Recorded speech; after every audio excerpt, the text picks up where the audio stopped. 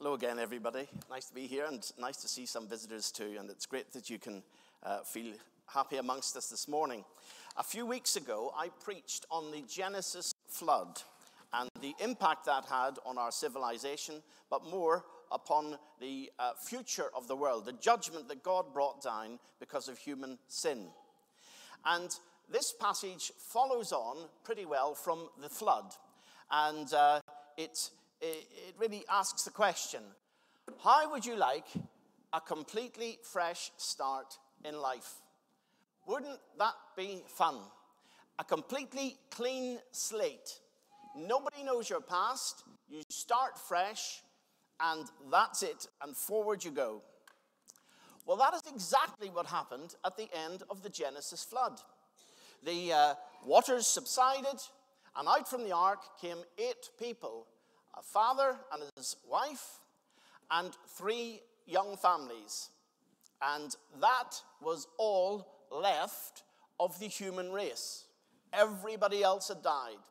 It was a completely fresh start. And the world looked completely different. The climate would have been different and would have been more varied than it was beforehand. And many features of the landscape had completely changed. The continents would look like what we've got today. Prior to the flood, they were nothing like that. So it was completely changed word. Fresh start. Great, let's go for it. I'm going to follow through chapter 11 of the book of Genesis, but I'm also going to just pick up a couple of points from the start, from the new start that was made, and the points are on the next slide, as you'll see. And if you analyze this passage, it falls into 6 small areas. One is starting out, a fresh start. And then the next chapter, 10, is about spreading out, where the 3 sons of Noah spread themselves out and their families were generated across the world. But then number 3, we come across to the incident that Barry has just read for us about the Tower in Babel. And that, of course, was where sinful designs took place and people decided to make themselves a big reputation. And they filled, as we know, they filled the sky with a huge skyscraper. And in the next part of the passage, as you've just heard, the skyscraper was destroyed by God. Moving on, the other thing he did was he confused the speech. And this is, of course, the origin of all the different languages. As it says at the beginning of the passage, everybody spoke the same language, no communication problems. But God came down and the speech was confused. And then the final thing, which we hear in the passage about Abraham, is salvation was promised. We get a glimpse of what's coming ahead. And next week, I'll be looking at God's mission and promise to Abraham and where that took him. So just look at starting out first. Again, next slide. Thanks if you don't mind clicking those for me. That would be great, Jake. But after the flood, God made a new promise. And he gave a new command, which was actually the same as the old command to Noah. The first one was that he would no longer curse the world, and that the cycle of spring, summer, whenever it eventually comes, autumn and winter would start, and that there would be predictability to the cycle of the year. And he promised that for mankind so that they could enjoy growing crops. And then he also gave a command, which is the same one he gave Adam, which is, be fruitful and fill the whole earth. In other words, spread out. You've got the whole place to yourself. And in spreading out, which is the next slide, we see here's a map that illustrates all of chapter 10. You'll be pleased I'm not going to go through the account of Shem, Ham, and Japheth and go through every one of their names. But if you examine the names, that is where they spread out to, as best we know it. You can see the 3 sons, Shem, Ham, and Japheth. Each ended up in a different part. Ham's sons went down towards North Africa and Arabia. Indeed, the tribes of northern Africa are still called the Hamitic tribes. Then Japheth's sons tended to go north into Europe and into western parts of Asia. They would have had difficulty going too far north because most biblical geologists believe that after the flood, the polar regions, the north and south poles, started to freeze over. Hence, people could walk all the way from Europe or from Eastern Asia across into America. No problem, except be a bit cold on the journey. But either way, they had freedom to roam the whole earth. The third group were the sons of Shem. The name for the Shem tribes are the Semites, the Semitic peoples. And they were the ones that we know that Abraham would be descended from. And those Semites went around the areas of Arabia and Asia. Now, think about it this way. There were three sons. One went to Africa, one went to Europe, one went to Asia. The one that went to Africa was not black. The one that went to Europe was not white. The one that went to Asia was not yellow or brown.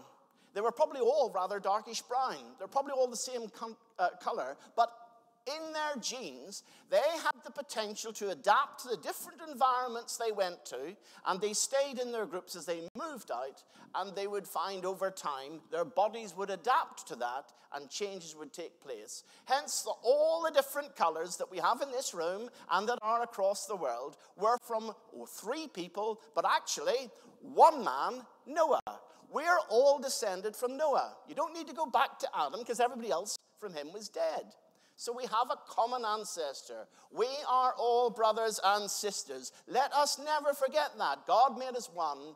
We are one. And let us not look for any differences that do not exist. So spreading out took place, and they went across the world. And as it says, from these nations, Noah's sons, all the nations of the world spread out on the earth after the flood. But let's move on to the story that we've got in the Tower of Babel. Because what happened is that God's command was to spread out. In chapter 10 and verse 5, it mentions in brackets in my Bible that they each had their own language. Now, at that stage, before that, Shem, Ham, and Japheth all had the same language. So somewhere between their moving out and spreading too far, somewhere along the way, Babel happened. And it does seem that sinful man decided, hang on, if we spread out and get too far stretched, we're all going to become very vulnerable and we might get beat up. We might experience wild animals. So let's stick together, boys. And they went to a place called Babel in the land of Shinar. For you and me, that is Babylon in Iraq. And you can go and visit it today. Well, there's not much left of it. But that is where they ended up. And from the term Babylon comes from there. But you see, what they're doing is disobeying God's command. When God gives us a fresh start, what happens? Human sin, greed, and selfishness get in the way. And suddenly, we get together, and technology gave them the ability to build high.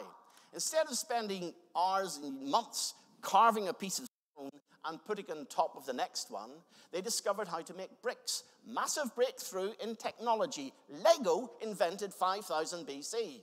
But the thing is that with this Lego, this brick, this clay brick, they could build any shape they want. And of course, they did just that. And they decided they'd stick together and disobey God. And just like Cain, they would build cities. And they would develop a lifestyle to match. And it says here, the reason they did it is to make a name for themselves. They wanted to be the big boys, the bullies, the rulers of the universe. And again, craving of human heart leads to that. The great Matthew Henry, who wrote a lovely commentary on it, said, God's purpose was that mankind should form many nations and people all lands. But in contempt of the divine will and against the counsel of Noah, the bulk of mankind united to build a city and a tower to prevent their separating. Idolatry had begun, and Babel became one of its chief seats.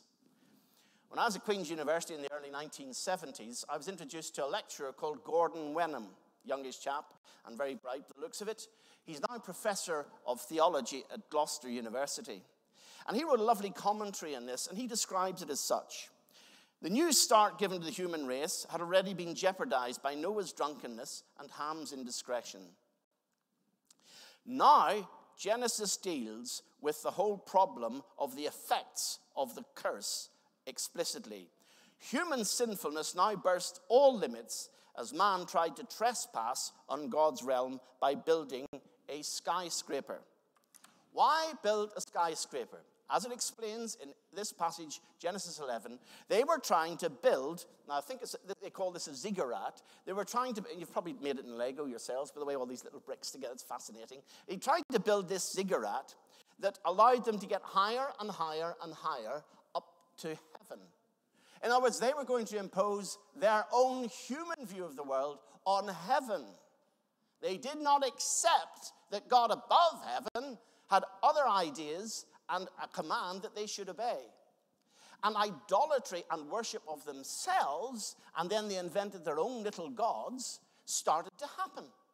And Babylon, as you know, if you know anything about Babylon's history, was full of all kinds of idolatry and all kinds of wicked systems. The word Babel can mean gate of God. And you can see, they were trying to build a gateway. They were trying to build, what's that program, that American one? You know, the big circular thing you walk through and you go to another planet. Well, they were trying to do that and get straight to heaven. And of course, there is no way that man, through his own efforts, can get to heaven and through his own technology. But Babylon was regarded as the religious, intellectual, and cultural capital of the earth. They felt they were the big boys. And it kept that reputation for many years thereafter. It was the showpiece of human civilization and technology. And by industry and cooperation, mankind still today seeks to build a world without God that reaches up to heaven. What's the building in Dubai? I can't remember its name, but it's supposed to be the tallest in the world. Go to Singapore, twin towers all joined together, another huge building. The Americans did it first with the Empire State Building, but it's got left behind in the race. And in London, we've got the Gherkin. Oh, well. Either way, we build up, and we're still doing it across planet Earth. We're still congregating into cities, 7.5 billion of us on planet Earth. Yes, we've spread out. There are vast areas that are still empty, but we clump together in our Londons, Birminghams, New Yorks, Dubai, Singapore, South Africa, Cape Town, and wherever. We still clump together for security and self-reliance, which is sin. We think our technology and our lovely mobile phones and our technology and all the things we develop and the microtechnology that we discover, we think we're geniuses. We discovered DNA. We only discovered it. We didn't invent it. God thought that thought millions, if not trillions, of eons long before he decided to make planet Earth. God had it all in mind. We think we know better. So God comes down. And do you know, the features that we see in this Babylon are the features of all human religions. Islam makes you, if you want to follow it correctly, impose self-discipline on praying so often, on facing Mecca, on fasting so often. In other words, you go through a rigmarole of works to try and better yourself and achieve some way into heaven. Buddhism does the same. To achieve nirvana, you have got to do the same. You've got to follow disciplines and methodology to get there. And the Mormons and Jehovah's Witnesses will come knocking on your door. And part of the reason they do so is it's part of their getting to heaven to witness and knock on as many doors as possible. It is a religion of works. Every human religion is about climbing up this ziggurat, getting to the top, and hopefully when they die, they think they may get to heaven. Verse 5 of this passage is the most dynamic verse you've got in this passage. They thought they built a huge tower. God couldn't see it. It says, in order to see it, the Lord came down. Their puny efforts and our human puny efforts to build our own religions and self-esteem and protections and insurance around ourselves will and are doomed to fail. God came down. Oh, that reminds me of a thing called Christmas. God came down. The world did it that way. God did it his way. He came down. And when he came down, he looked at the tower and laughed at it. Rubbish, he cried. He is not impressed. Babel actually means confusion, and the English word Babel is taken from this same origin.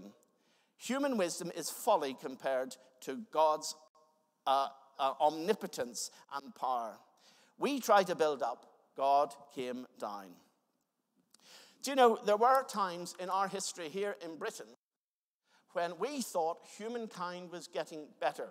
During the 19th century, in the Victorian reign, towards the end of the century, things appeared to be getting better and better.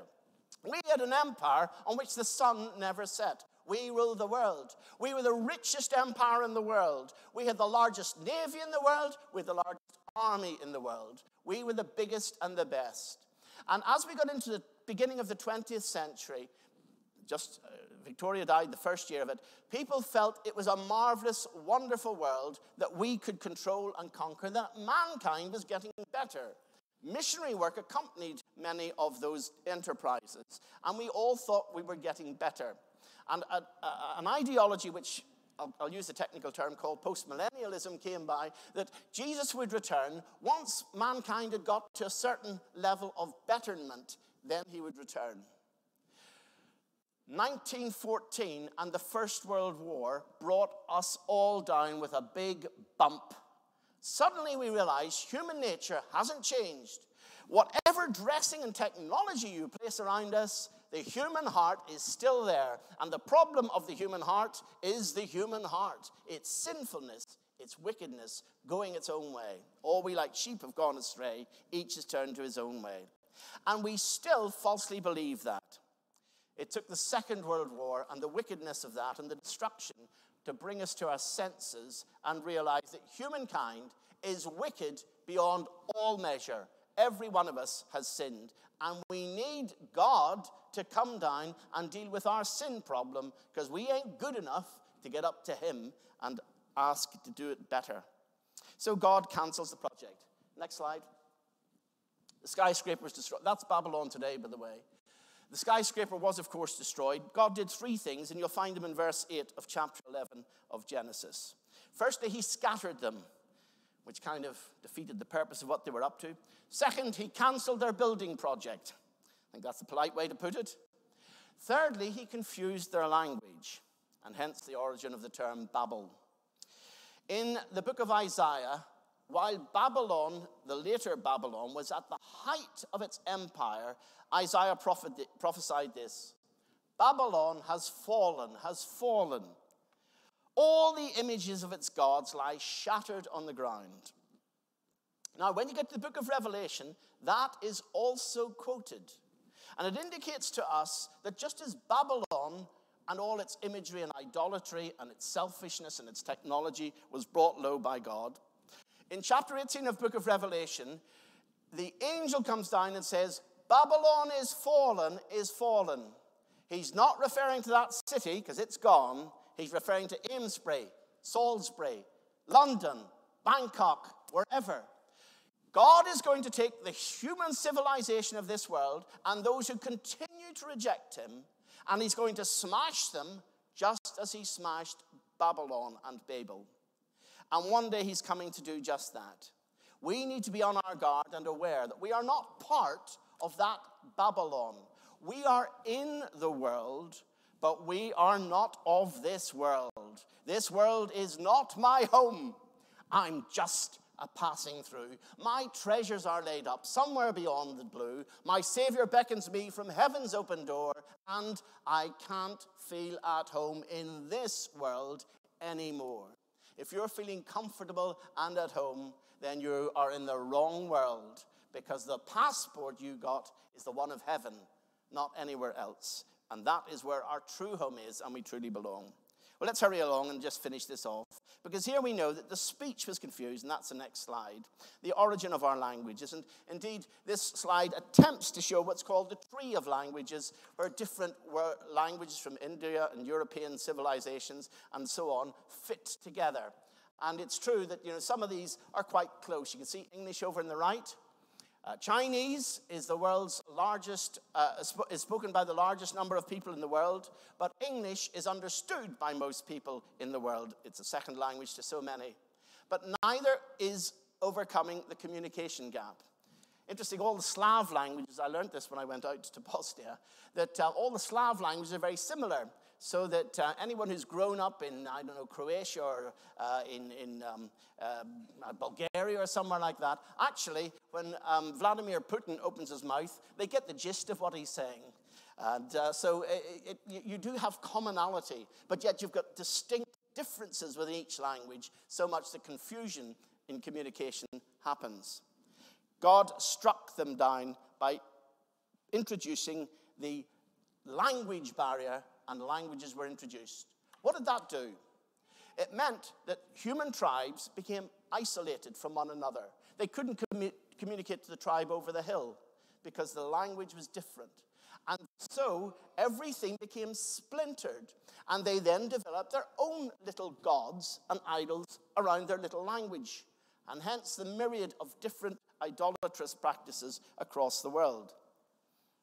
News cannot be communicated, nor can news about God be communicated. Idolatry was now parceled into different localities across planet Earth, and it was splintered. Next slide. This is the last one here in the key part of the series. There's just a couple more that I just want to apply this with.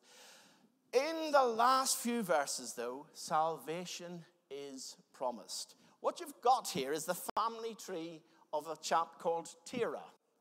Now, you can see that on the right-hand side, he had a son called Abram. On the left-hand side, he had two others, Haran and Nahor.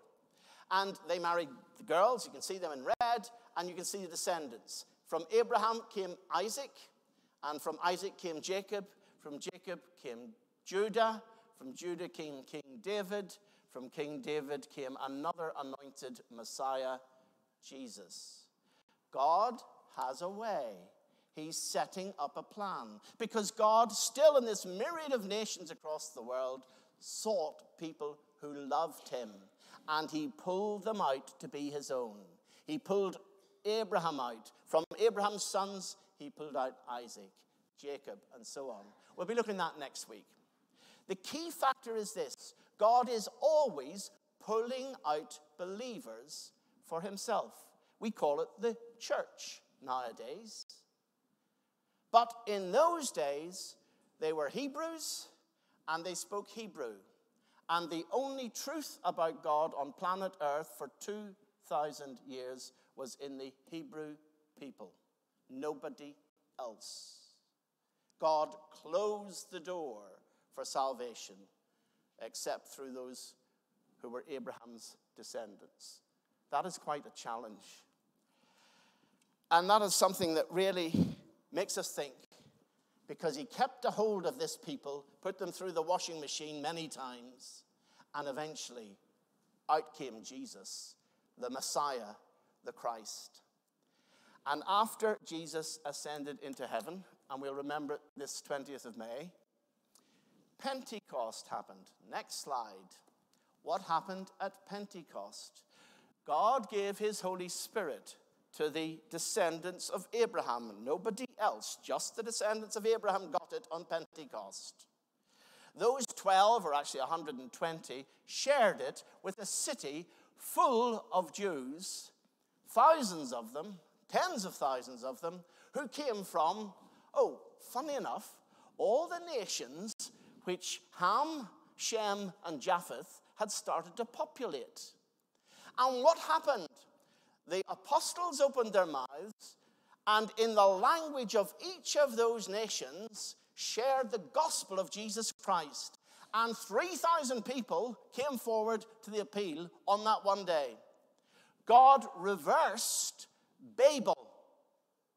And he now opens the door and offers it to every human being of every skin and color and language and nation on planet Earth. It's open to us all. Isn't that wonderful? That is what God has done. And in the New Testament era, we have the opportunity to take that gospel out to the whole planet. We are all Pentecostals. We live in a Pentecostal era that it has happened, and we are there given the gospel to share with one another and let it cross boundaries of language. And we take it. There's a group called the Wycliffe Bible Translators. Their headquarters is near High Wycombe in Buckinghamshire. I've been down to see them a few times. Their job, they see, is to translate the Bible into languages far-flung, not just the big ones, they've done all that. And they calculate that tribes, particularly in Indonesia and certain parts of Africa perhaps, and South America, may not have got the Bible in their own native tongue.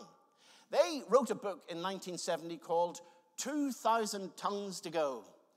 They had a target of getting 2,000 languages completed with the Bible, or at least the New Testament, that the good news of Jesus could go out. That is the vanguard of what Pentecost is about and what we are about in this New Testament era. We now have a new race of people from all over the world called the church. And we are there because of Abraham's greatest descendant, Jesus Christ, the Savior of the world. Final slide. What is our mission? It's dead easy. Through all means, communicate the gospel. Yes, even the puppets. Whatever means we have to communicate the truth of the gospel. The door is now open. Babel happened. God made a judgment. But God made a bigger judgment at Pentecost. And we'll read more about that because I'll be preaching about that on Pentecost Sunday. But next week we move on to Abraham. I trust that this message gives you hope. It's not a dismal and weak message of human failure. It's a message of hope that God is preserving his people. He has a plan for his people, just as he did for bringing Jesus into us and bringing us to him. He has a plan for us. Have you worked out what his plan is for you in communicating this glorious gospel?